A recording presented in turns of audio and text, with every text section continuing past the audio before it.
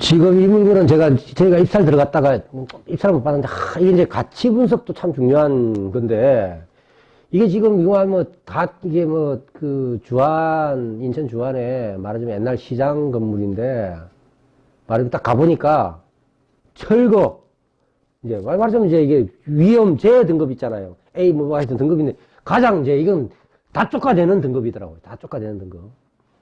근데 여기서 이제 관공서 이제 체육시설 만들겠다고 해서 수용을 하는 건데, 딱 보니까, 아유, 그러면 무조건 이거 감정가 이상. 그러니까 뭐냐면, 얼추 그러면 5,300에서 한 6,000원은 무조건 받겠구나.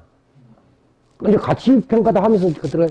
근데 제가 과감하게 썼어야 되는데, 우리 이제 제가 의뢰받은 그 대상, 주체. 그러니까 이게 의뢰 주체가, 이게 이제 말하자면, 여기 안 계시나? 아무도 안 계시? 우리 W자산협동조합이라고 이제 말하자면 이제 투자협동조합으로서는 우리나라에서 거의 뭐 하나밖에 없다고 볼 수 있는데, 이게 구성원은 많은데 이런 법 자체를 잘 모르니까 사실 과감하게 썼다가 이게 참 힘들 것 같다가 딱 2천만 원 썼는데, 야, 선수가 들어와가지고 2등을 하는 바람에 못 먹었어요. 못 먹었는데 똑같아요. 원리는 똑같아요. 이거 뭐 2003년, 요거 있죠? 그래서 경매 넣었죠? 그럼 가등기 있잖아요. 그러니까, 일단 권리 분석은 일단 다 됐잖아요, 그러면. 그죠?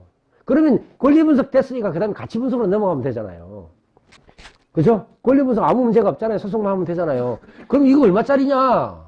딱 가보니까, 아이고, 내가 처음에는 리모델링 해서 그냥 세나 볼까? 뭐, 세는 나가겠지. 1900이니까 뭐, 1900 나가겠지. 그 2천만 원 쓰면 될 거 아닙니까?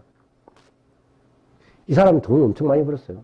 2,500 가지고도 돈을 6천만 원짜리로 만들 수가 있어요.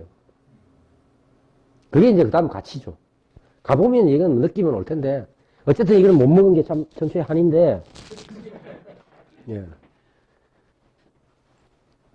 그 다음에 지금 이제 요거는 낙찰 받은 건데, 이거 공동투자해가지고 오늘 안 오셨는데, 지금 우리 투자법인으로, 여기 김석중 나오죠? 이게 제 이름입니다. 제 이름. 이제 우리 공동 들어간 건 이제 우리 경매 강의를 계속 들으시고, 뭐 이렇게 경매를 잘 알지는 못하지만, 이제 투자를 이제 계속적으로 저 같이 하시는 분입니다. 공동투자로 들어간 거죠. 원리는 똑같습니다. 2006년, 근데 확정일자 보세요. 2000년 9월달 갔는데 확정일자 2011년 3월이에요. 이거 확 들어갔잖아요. 2011년 5월이잖아요. 그죠? 됐죠? 2011년 5월이잖아요. 어쨌든 3월. 그렇죠? 아니, 이게 지금 뭐 7월이면 어떻게 되겠습니까? 이 사람 경매도 못 넣죠. 대학년만 갖고 어떻게 경매를 넣습니까? 대학년만 갖고. 그죠? 금전으로 한가할 수 있는데 무슨 확정일자가 배당을 받을 수 있는, 그렇죠? 그러니까 이제 똑같은 원리로, 그죠? 이제 저거는 지금 낙찰받아서 이제 세를 놓으려고 이 사람하고도 협상하고 있고, 가등기권자하고 소송을 일단 넣어놓고, 이제 일단 100만 원만 주면 이제, 근데 이제 소송으로 해서 이걸 또 말소를 시킬 거냐, 일단 소장은 그대로 넣었어요. 제가 논리 그대로 뭐, 말만 좀 바꾸면 되니까, 구성. 근데 100만 원을 주고 그냥 빨리 끝낼까? 우리가 이제 협상이라는 게 왜 하냐면, 뭐 임대도 빨리 놔야 되고, 그렇지 않습니까? 시간의 함수라는 게 존재하거든요. 그리고 우리가 뭐 점유하고 있는 사람들 중에서도 이렇게 우리 이사비 주고 내보내는 거 있잖아요. 그죠? 인도 집행으로 내보내기도 하지만 약간 더 손해보더라도 빨리 그냥 어차피 그 집행 비용은 어디 들어갑니까? 하여튼 집행관 그쪽에 들어가는 거지만 어쨌든 뭐 쫓겨나는 사람한테 돈을 주는 게 좋으니까 가급적이면 이사비를 협상을 해가지고 나가는 사람들한테 주는 게 좋겠죠, 그죠? 하여튼 이건 이제 진행 중에 있습니다.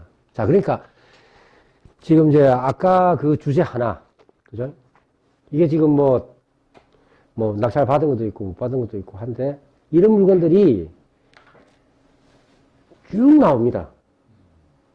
나오니까 그러니까 이것을 풀어나가는 하나의 큰 카테고리.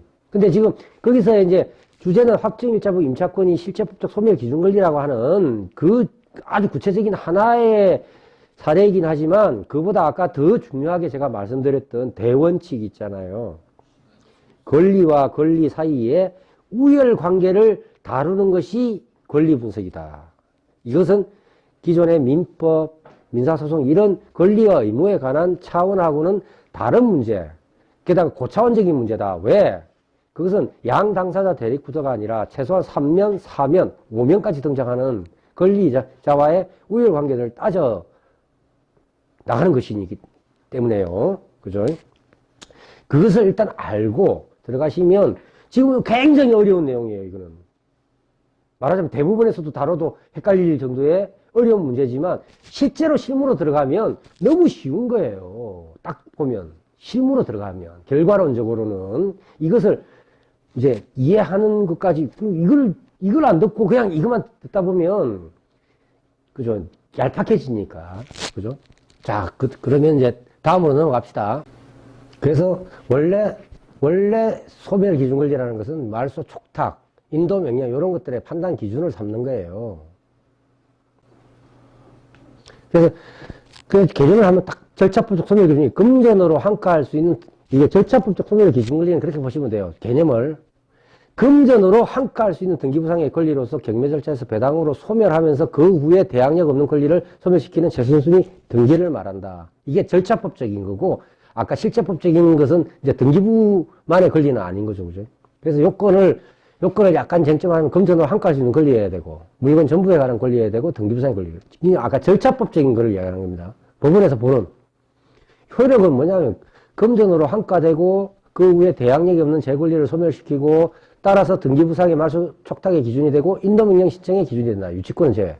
자, 입찰자의 권리 분석 및 인수, 소멸의 기준. 자, 이게 제일 중요하죠. 우리 낙찰자의 권리 분석, 인수, 소멸의 기준이 된다라고 하는 것이 제일 중요한 것이요. 소멸 기준 권리라는 개념. 그러니까 이제 아까 이 대립구조죠. 선순위 가등기권자와 낙찰자. 절차법적 소멸 기준 권리 발생 전에 등기된 권리로서 낙찰자가 이제 요렇게 이제 집행부분에서 낙찰자가 인수한다라고 돼 있는 이 부분을 우리가 어떻게 할 것이냐 경매 단계에서는 금전으로 환가할 수 없는 권리잖아요. 가등기가 그죠? 그래서 낙찰자가 형식적으로는 인수하게 된다. 현재는. 근데 실체 법적으로 권리 분석을 소송 단계에서 보면 1단계 원래 자, 저쪽이 넘어가야 되는 거예요. 저쪽이 단계를 넘어가야 되는 거고. 자, 저쪽은 일단 유효한 권리여야 돼요. 그럼 아까 사실은 원래 소송은 제가 유효하다고 전제하고 막 위에서 따졌지만 원래는 제척기간을 먼저 따져야 돼요. 제척기간을 따져도 이미 소멸된 권리잖아요. 무효인 권리가 되는 거죠. 그러니까 그쪽은 먼저 우리는 실제로 계약도 있고 나는 돈도 줬고 그죠? 돈도 줬고 진짜로 내가 살려고 했던 거지. 내가 사행이 이 사람, 이 매도인, 형식상 이 소유자, 우리가 이제 경매당할까봐, 내지 채권자가 압류 들어올까봐 재산을 빼돌리기 위한 수단으로 가등기 한 게 아니에요. 라는 것을 자기도 막 소명을 해야 되겠죠. 그죠? 그걸 다 넘고도, 10년 제척기간, 아직 10년 제척기간 안 걸렸어요. 자, 우리가 그 사이에 소유권에서 능기청구권 행사했고요. 또, 그 산을 다 넘었어야 돼. 그럼 진짜 유효한 권리라고 그 사람이 다 넘었어, 가등기권자. 자, 그 다음이 대항할 수 있냐. 그 다음 대항 단계로 간다고요. 그죠? 대항 단계. 대항할 수 있는 권리인지. 그때 아까 제가 말씀드린 대항 관계. 너희만 낙찰자한테 대항할 수 없어. 왜? 임차권한테 너 대항할 수 없으니까 낙찰자한테 대항할 수 없어. 요렇게. 사실은 방어를 우리가 칠 때는 첫 번째 방어벽이 뭐냐 하면 너 권리는 무효야 이렇게 주장하는 거예요. 너 권리 무효. 됐습니까? 우리는 공격을 하는 자잖아요. 그죠? 너 권리 무효야. 그럼 쟤는 유효하다는 것을 일단 그 한 단계를 넘어와야 돼. 넘어왔어. 야, 그럼 이제는 너 나한테 대항할 수 없어. 왜? 임차권 끌고 들어와가지고 대항력. 그것까지 이제 마지막에 넘어왔다. 라고 하면 원래 마지막에 넘어가는 게 민법 580조 담보 책임이에요. 근데 그건 나중에 배우겠지만 그러니까 우리는 삼중의 벽을 치고 가는 거예요. 사실 경매가 굉장히 위험하다고 생각하시는데요. 이 상대방이 넘어야 될 단계를 3단계를 넘어가야 비로소 우리가 손해를 볼까 말까 할 정도까지이기 때문에 특수물건이 그렇게 어려운 것이 아니다. 라고 이제 나중에 보시면 될 거예요. 이 말이라는 게 굉장히 중요합니다, 이거. 계속 반복되니까 이게 무슨 말인지를 이해를 하셔야 돼요. 이해. 예? 유효해야 너 나한테 주장할 수 있고, 그 다음에 유효성을 넘으면 너 나한테 대항할 수 있어야 된다. 그것까지 넘어와야 그 다음에 이제 담보책임이라는 걸로 가는데, 담보책임 나중에 설명드릴게요.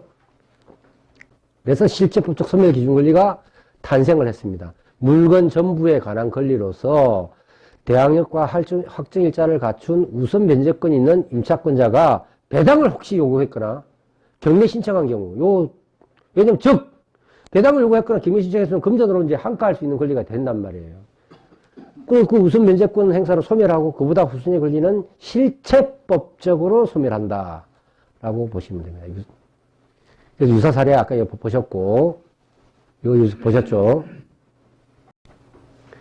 10년 주기설 한번 봅시다. 그러니까 이제 권리 분석의 이제 가장 큰 이제 한 줄기를 이렇게 넘은 거예요. 우리가 반복은 하겠지만, 이제 가치 분석의 이제 한 단계를 이제 한 기둥을 세워야 됩니다. 가치 분석. 그래서 부동산을 많이 해오셨던 분, 공인중개사나 이런 분들은 또 가치 판단 이런 것들을 많이 해보셨는데, 이제 법만 다루신 분들은 이제 이렇게 부동산 경험들이 좀 약하시니까, 이제 그 중에 일단 한 주제를 한번 제가 설명드릴게요. 부동산 10년 주기설. 경기분석법. 그러니까 저는 제가 20년 동안 이제 거의 부동산 업계를 있었습니다. 뭐 상가 분양부터 이 사회생활을 시작했고, 건설회사 들어가서 이제 뭐 상가 오피스텔 기획을 하고, 아파트 분양, 아파트 시공회사였지만 이제, 그러니까 저는 이제 특화돼가지고 상가 오피스텔 기획을 담당을 했지만 또 모델하우스 가서 아파트 분양도 하고, 또 시행사 가서 용지 매입도 하고, 그 다음에 공인중개사로서 이제 이렇게 중개도 하고, 분양권도 사보고, 그 다음에 이제 뭐 경매까지 이제 이렇게 와서 한 20년을 부동산 업계를 쭉 있었는데, 뭐 이게 우리가 그 사회학이라는 것, 경제학이라는 것 자체가 사실은 뭐 자연과학만큼 탁탁 떨어지는 건 아니에요. 우리가 사실 뭐 경기가 어떻게 될 것 같습니까? 일기예보만큼, 일기예보보다 더 많이 틀린 게 경제겠죠, 사실 알고 보면. 근데 이제 제가 과거에 이제 20년 동안 그런 것들을 이렇게 한번 잘 뒤듬어 보니까 우리나라의 부동산 주기는 한 10년 정도가 아니냐라는 것들을 이제 생각을 하게 된 거예요. 그러니까 10년 주기설이라는 건 뭐냐면 한 5년 정도 오르면 한 5년 정도는 내리고 다시 5년 정도 오르면 5년 정도 내리고 이 정도의 파고를 거쳐가더라. 그러니까 원래 이제 우리 부동산 학계론 공인중개사 시험 치면 무슨 건축 주기 해가지고 외국의 경제학, 부동산학 이론들을 막 들고 오는데 그게 보면 20년 주기설 같은 게 나와요. 근데 우리나라 이런 부동산 학 자체가 어떤 체계화된 그런 어떤 학문, 지금 사실 약간 경향인데 설인데 또 외국 거를 막 끌고 와서 설명을 하는데 우리나라 주기하고 다른 나라하고 약간 틀린 게 뭐냐면 우리나라의 부동산 시장은 다른 나라하고 좀 차이가 있는 게 우리나라 아파트라는 것을 좀 주 종목으로 하고 있지 않습니까? 다른 나라하고 좀 틀리잖아요. 우리나라는 아파트 수요와 공급이라고 하는 부동산 메커니즘이 이 부동산 경기를 좌지우지하는, 주도하는 그런 시장이라고요. 근데 그런 아파트라는 걸 잘 생각해 보시면 아시겠지만 보통 우리가 스타트 땅 파기 시작하고 분양하기 시작하면서부터 한 2년에서 2년 6개월 정도면 이렇게 이제 딱 입주하는 이런 주기가 나오잖아요. 그러면 원래 땅을 파고 분양을 한다는 것은 뭐냐면 이제 분양 되겠구나 생각해서 건설업자들이 다 뛰어들었다는 얘기거든요. 그러니까 그게 어떤 최초로 뛰어난 그 감각을 가진 사람이 어떤 업체가 스타트를 하고 나서부터 해가지고 계속 공급자들의 양이 늘어난다는 거죠. 와, 경기가 살아나네? 땅 사야지. 아파트 부지 사야지. 그렇게 해서 분양해야지. 그죠? 그게 완연해지면 아파트 공급이 분양이 잘 된다는 게 완연해지면 그 다음에 뭐가 뜁니까? 뭐가 뛰면 뭐가 뛴다고 그 다음에 빌라업자들이 막 이제 주위에 이제 동네로 막 들어가지 않습니까? 그죠? 그죠? 아파트가 어느 정도 돼야 그 다음에 빌라업자들이 또 들어가는 거예요. 빌라가 선도합니까? 그렇잖아요. 자, 그럼 빌라까지 막 공급되죠? 야, 빌라도 되니까 오피스텔도 막 공급하죠? 그러니까, 이렇게 주기가, 이제 파도를 치면서 이제 쭉 가다가 공급이, 그러니까 말하면 입주가 팍, 많아지는 그런 시점. 그죠? 그 시점부터 딱 떨어지는데 그게 한 5년 정도 계속 올라가다가 5년 정도 딱 가면 어떤 그 지점에 입주하려고 하면 어떻게 되겠습니까? 내가 입주하려고 하면 우리나라 돈 많은 사람들 그렇게 많지가 않아요. 사실 알고 보면. 옛날 집을 빼서 실수요자는 뭡니까? 옛날 집 전세를 빼서 새 집 들어가겠다 이런 거 아닙니까? 전세 매물 다 내놓죠? 그죠? 그러니까 이제 옛날 집 전세가 막 나오고 입주 못하고 이런 시점이 딱 맞물려지는 게 한 5년 정도 지나면 이제 내려갈 수밖에 없는 구조가 되더라 라는 거예요. 그래서 한 5년 정도 오르고 5년 정도 내린다. 그럼 최근 들어서 한번